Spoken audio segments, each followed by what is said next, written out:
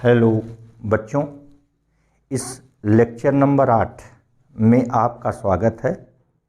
इस lecture number 8 में हम लोग ऊष्मीय प्रसार संबंधी आंकिक प्रश्नों को हल करेंगे। आइए आज का पहला आंकिक प्रश्न लेते हैं। वह ताप जिस पर डिग्री सेंटीग्रेड और डिग्री फ़ारेनहाइट पैमाने पर मान बराबर होता है, निकालना है। तो पहला आंकिक प्रश्न आज का लेते हैं। वह ताप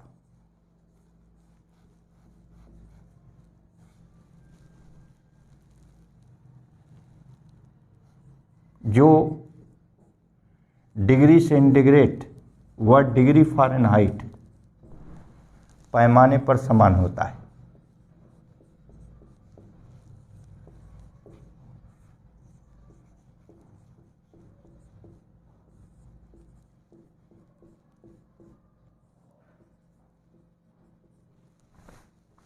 तो मान लिया वह ताप थीटा है, माना ताप थीटा है।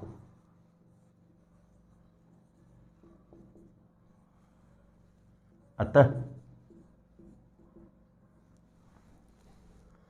सूत्र C/5 बराबर F/32/9 कह रहे हैं। दोनों पैमानों पर ताप समान है, थीटा है। तो इस पर मान रखेंगे तो θ/5 बराबर θ/32/9, क्योंकि दोनों पैमानों पर ताप समान है, थीटा है। अथवा 9 का गुणा थीटा में हुआ, ये 5 का गुणा पूरे ब्रैकेट में होगा। जब एक से ज़्यादा पद रहे तो ब्रैकेट लगा देते हैं। तो ये हो जाएगा 5 थीटा ऋण 32 पंचे 160 होता है। गुणा करेंगे तो 32 गुणे 5 बराबर 160 आ जाएगा। अथवा ये 5 थीटा को पक्षांतर बाईं तरफ करेंगे तो ऋण 5 थीटा, 9 थीटा ऋण 5 थीटा तो हो जाएगा 4 थीटा बराबर ऋण 160। अथवा थीटा बराबर ऋण 160। देखिए 4 का गुणा है, पक्षांतर करेंगे भाग हो जाएगा। अथवा थीटा बराबर ऋण 4 चौक 16 40। ठीक, तो ये 40 डिग्री सेंटीग्रेड और 40 फ़ारेनहाइट ये दोनों आपस में बराबर होते हैं। थीटा बराबर 40 आ गया। ये बहुत ही इम्पोर्टेंट सवाल है, कंपटीशन में भी पूछा जाता है। अब आइए दूसरा आंकिक प्रश्न लेते हैं। वह ताप जिस पर फ़ारेनहाइट पैमाने और केल्विन पैमाने पर समान होता है। वह ताप जो फ़ारेनहाइट और केल्विन पैमाने पर समान होता है। दूसरा आंकिक प्रश्न ले लीजिए। वह ताप जो डिग्री फ़ारेनहाइट व केल्विन पैमाने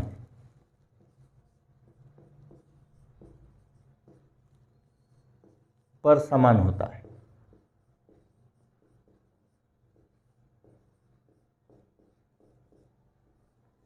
इसको भी पूर्व की भांति करेंगे। माना वह अभीष्ट ताप थीटा है,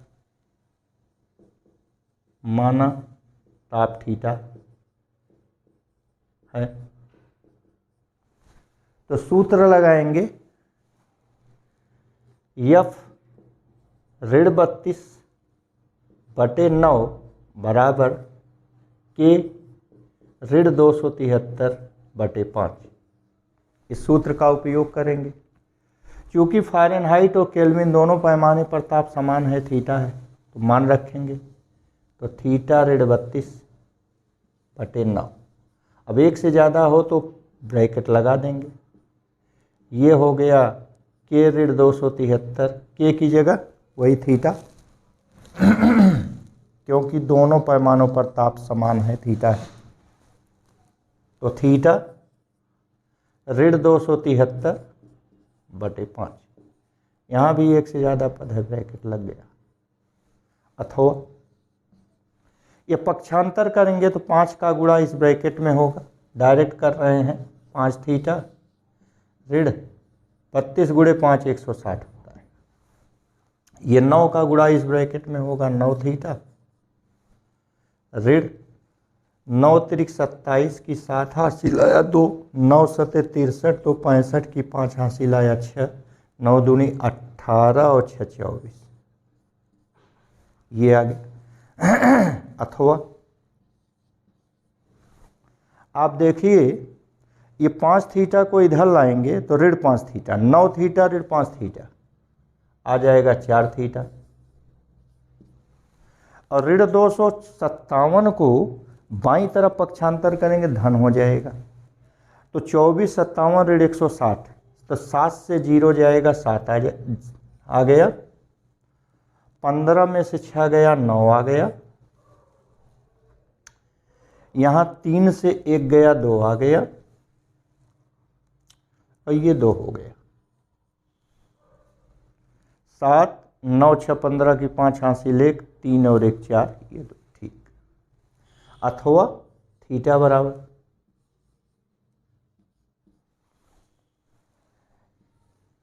ये 2297 और 4 का गुणा है, पक्षांतर करेंगे भाग हो जाएगा।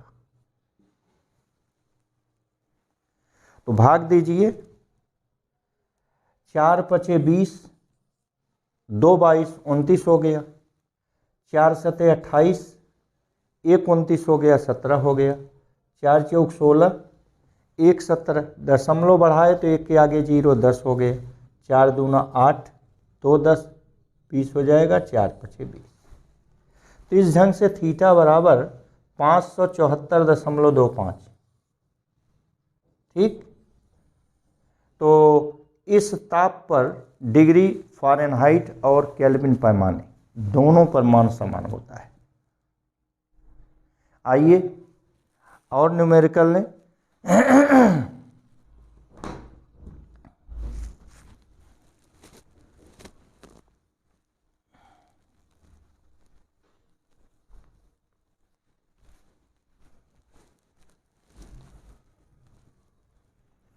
न्यूमेरिकल लेते हैं, यदि किसी गैस का ताप 1 डिग्री सेंटीग्रेड बढ़ाने से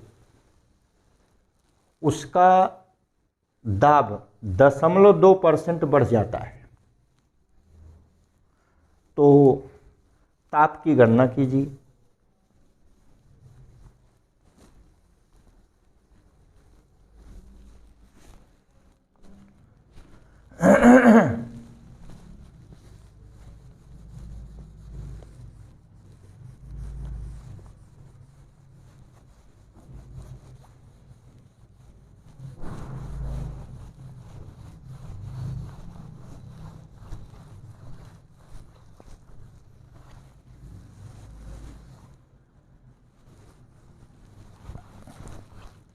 आइए अगला अंकित प्रश्न लें।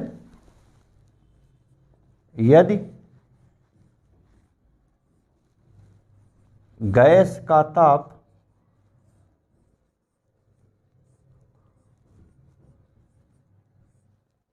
1 डिग्री सेंटीग्रेड बढ़ाने पर दाब 0.2% बढ़ता है,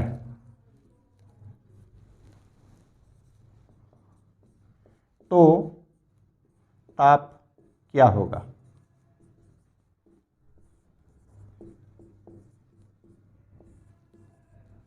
ये अपना न्यूमेरिकल है। यदि गैस का ताप 1 डिग्री सेंटीग्रेड बढ़ाने पर दाब 0.2% बढ़ जाता है,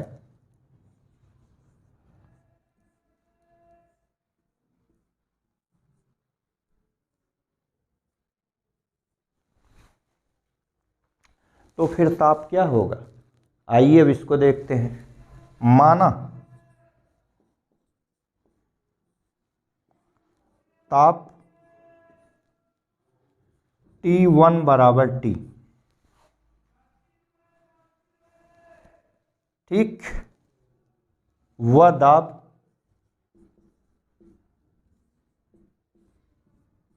P1 बराबर P है। अतः प्रश्नानुसार T2 बराबर T धन 1 व P2 बराबर P धन P का 0.2% अर्थात 0.2/100। तो चार्ल्स के नियमानुसार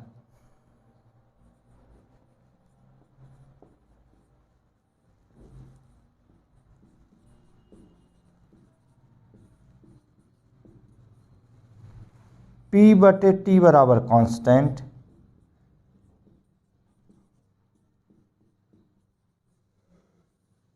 अर्थात P1/T1 बराबर P2/T2।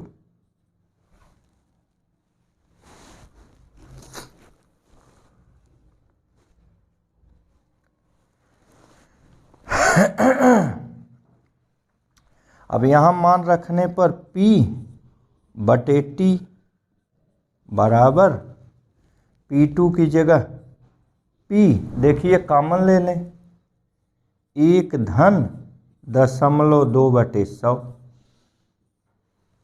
ये P कॉमन हो गया, और बटे T2 की जगह T धन 1। अब एक से ज़्यादा पद है ब्रैकेट, देखिए दोनों पक्षों में अंश से P कट गया, अथवा यह आ गया 1/T बराबर, ये पहुंच गया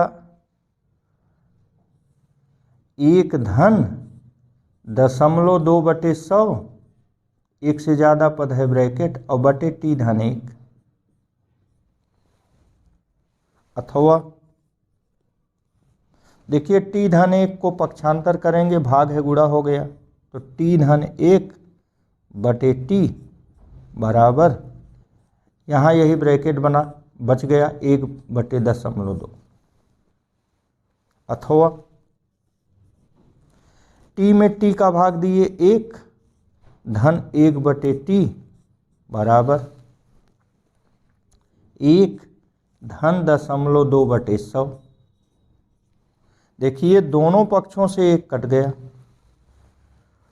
तो यहाँ लिख रहे हैं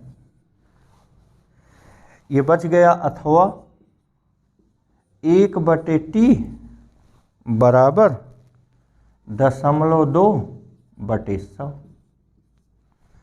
अथवा इसको उलट दिए तो T बराबर 100/0.2, अथवा T बराबर, देखिए दशमलव नीचे है एक अंक पर, तो अपोजिट जीरो ऊपर बढ़ेगा, 1 0 और बटे 2, अथवा T बराबर 500, ठीक, T बराबर 500 केल्विन।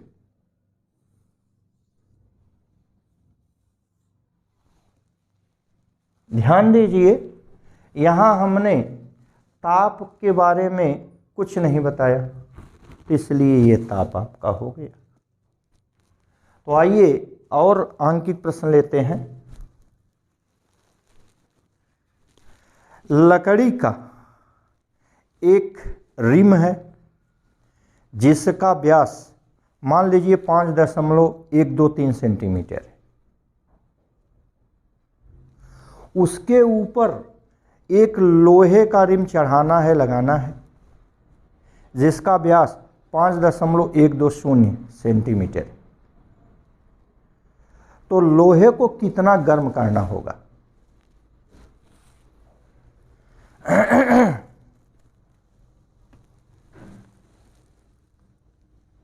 ये न्यूमेरिकल है। यदि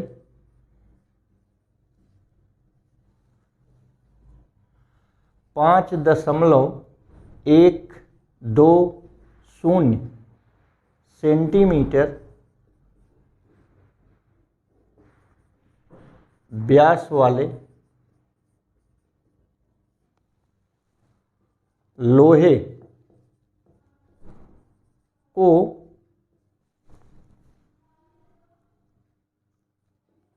5.123 सेंटीमीटर व्यास वाले लकड़ी के रिम पर चढ़ाना हो, लगाना हो,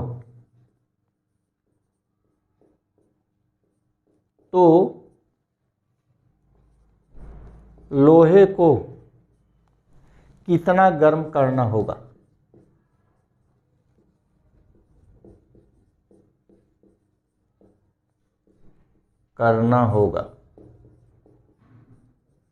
ये न्यूमेरिकल आप समझ गए होंगे। ये लकड़ी है, इसी के ऊपर लोहा चढ़ाना है।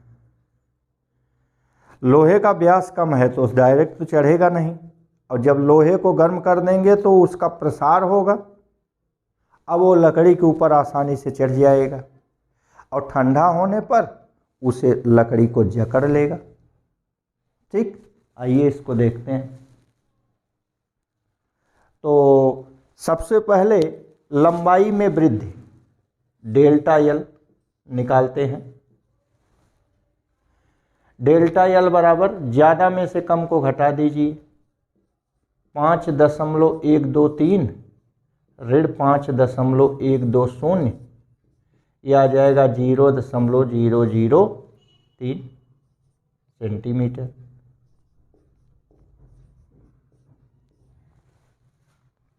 ठीक,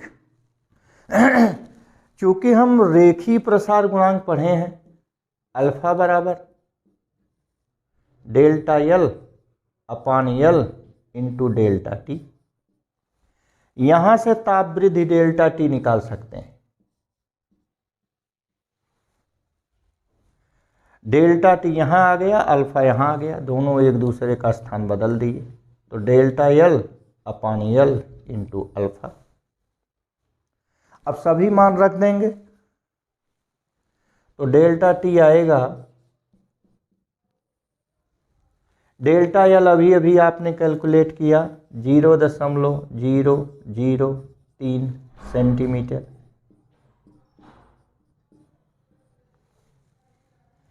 यल का मान लोहे का 5.120 सेंटीमीटर।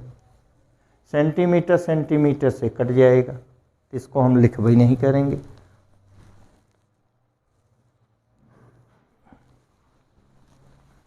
गुणे अल्फा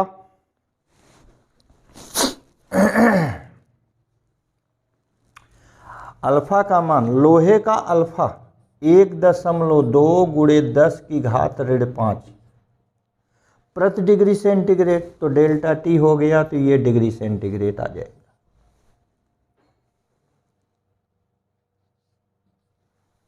ठीक, देखिए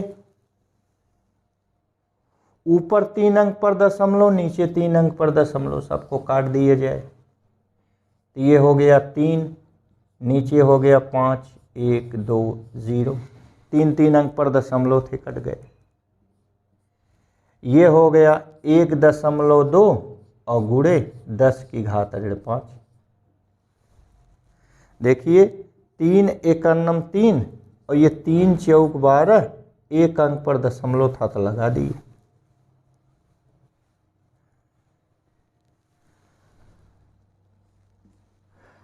ये आपका आ गया 0.1 अंक पर, ये 0 कट जाएगा, तो ऊपर तो आ गया 10 की घात ऋण 5 था, 5 हो गया, और नीचे देखिए 4 दूना 8 4 एकन्नम 4 और 4 पचे 20, ये आ गया। ठीक।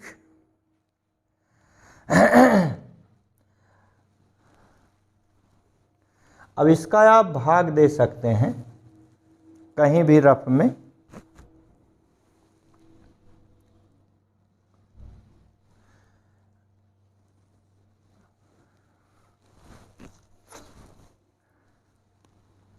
ये है 10 की घात 5। 10 की घात 5 का मतलब हुआ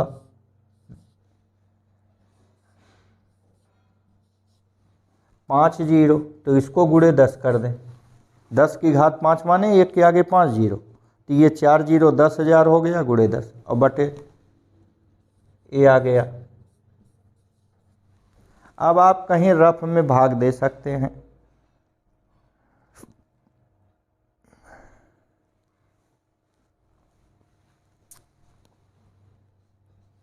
भाग दीजिए कहीं भी, यहाँ कर ले रहे हैं। ये 10,000 में भाग देना है 2048 का। ये 5 बार तो जाएगा नहीं, 4 बार जाएगा। 4 8 32 की 2 हासिल 3, 4 चौक 16 3 19 की 9 हासिल 1, 4 0 0 1 और 4 दूना 8। घटाएंगे, 10 से 2 गया 8, 9 से 9 गया 0, 9 से 1 गया 8, 9 से 8 गया 1। अब यहाँ दशमलव बढ़ाएंगे तो ये 0 बढ़ेगा। 8 बार जाएगा।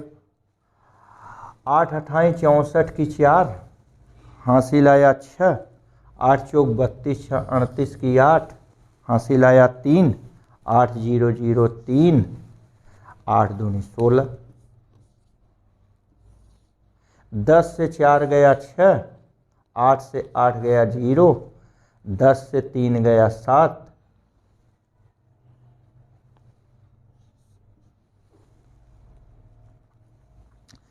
7 से 6 गया 1, ये आ गया। ठीक। अगर फिर अब की बार ले जाएं तो 8 बार फिर जाएगा। तो कुल मिला करके इसका उत्तर हुआ 4.88 गुणे 10, अर्थात यह 48.8 डिग्री सेंटीग्रेड आया।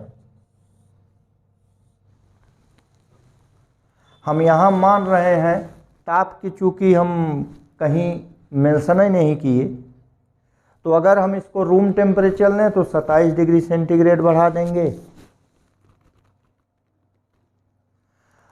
और रूम टेम्परेचर की नहीं, 0 की बात कर रहे हैं तो कोई बात ही नहीं, यही डायरेक्ट उत्तर आ गया। आइए एक न्यूमेरिकल और कर लेते हैं।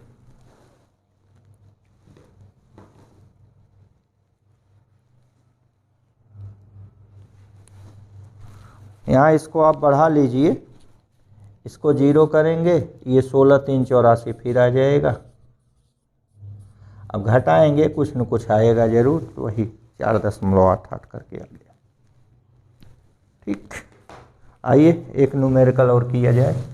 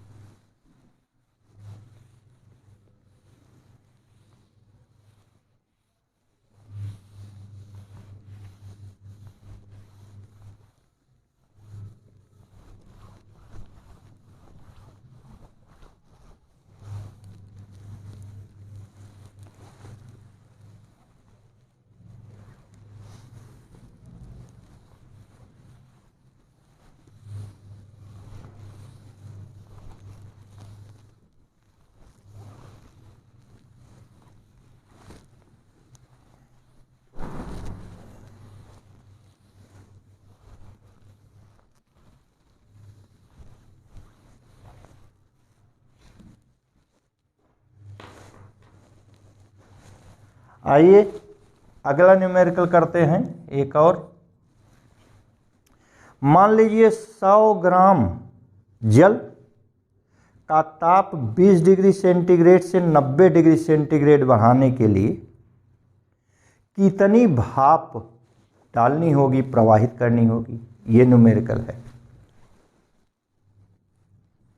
100 ग्राम जल का ताप 20 डिग्री सेंटीग्रेड से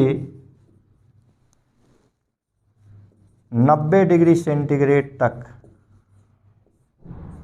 बढ़ाने के लिए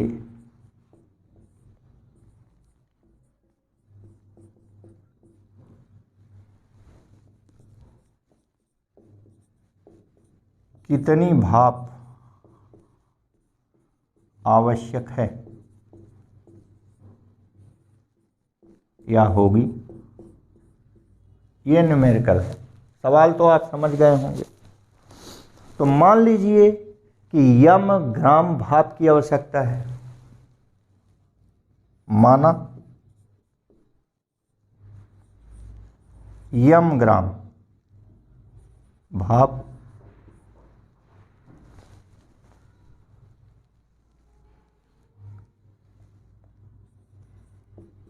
की आवश्यकता है।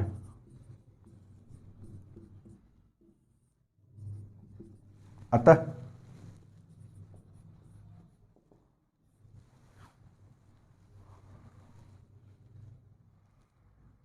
भाप द्वारा दी गई ऊष्मा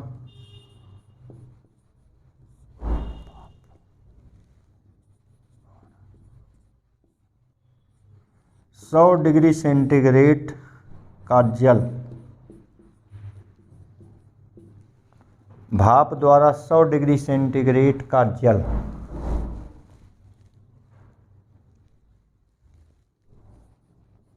परिवर्तन के लिए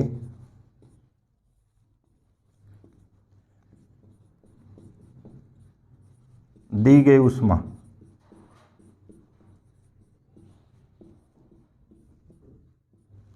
हम पढ़े हैं Q बराबर ml अवस्था परिवर्तन के लिए, समीकरण 1। पुनः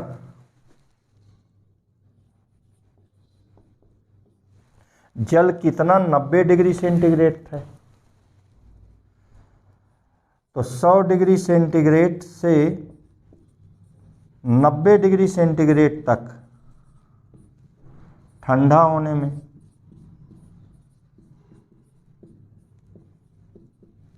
जल द्वारा दी गई ऊष्मा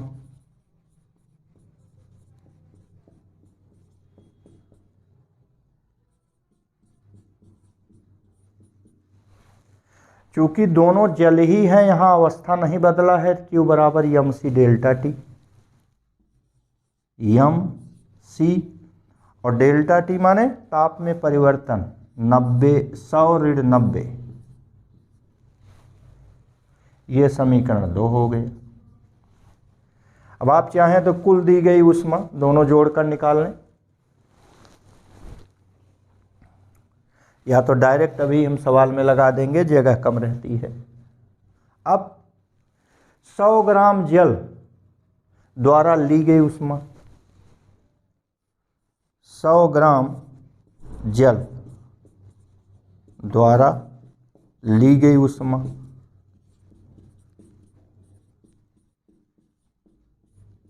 बराबर वही एम सी डेल्टा टी। तो यम हो गया 100 ग्राम और गुणे जल की विशिष्ट ऊष्मा C और गुणे डेल्टा टी।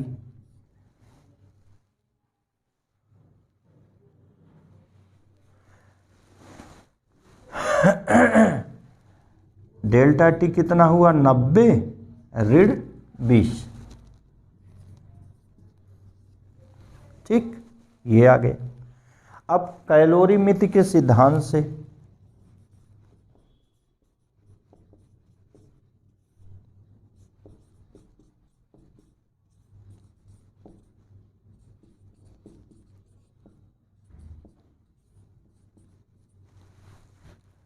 दी गई ऊष्मा बराबर ली गई ऊष्मा।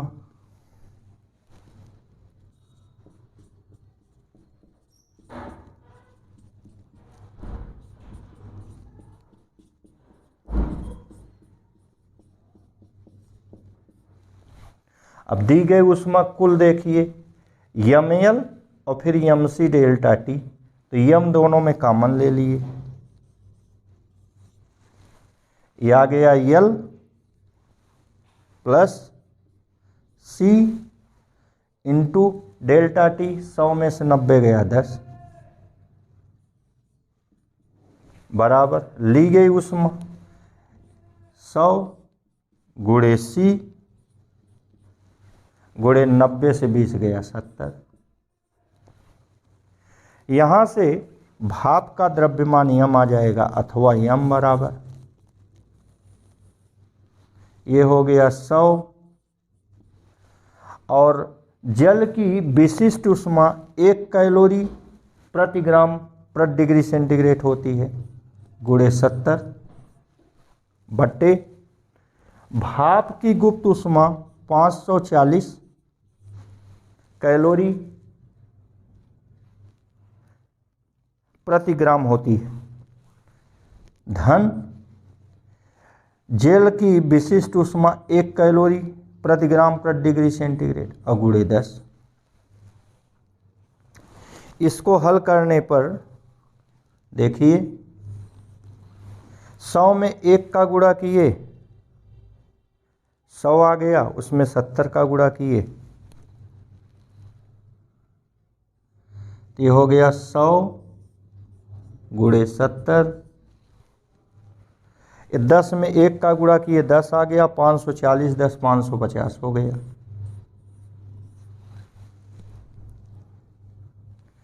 दस से काट दिए 10 सत्ते 70 आ गया, इसको 10 से काट दिए 55 आ गया। कुल मिला करके जब इसको हल किए तो ये हो गया 700 बटे 55।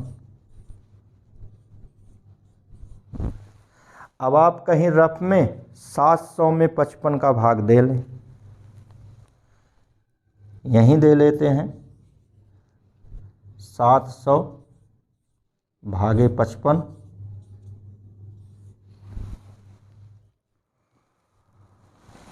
तो एक बार गया तो 55 आया, 10 से 5 गया 5 और 6 से 5 गया 1 15, ये हो गया 150। 2 बार जाएगा 55 दूना 110 आ गया 40, यहाँ दशमलव बढ़ाए तो ये 400 हो गया। 7 बार जाएगा तो लगभग आ गया 12.7 ग्राम, लगभग में हमने ये मान निकाला। तो इस ढंग से कुछ न्यूमेरिकल्स, कुछ आंकिक प्रश्नों को हम लोगों ने देखा। इसी के साथ हम ऊष्मीय प्रसार नामक चैप्टर को आज समाप्त मान रहे हैं। कल नए चैप्टर की शुरुआत होगी जो है ऊष्मा स्थानांतरण।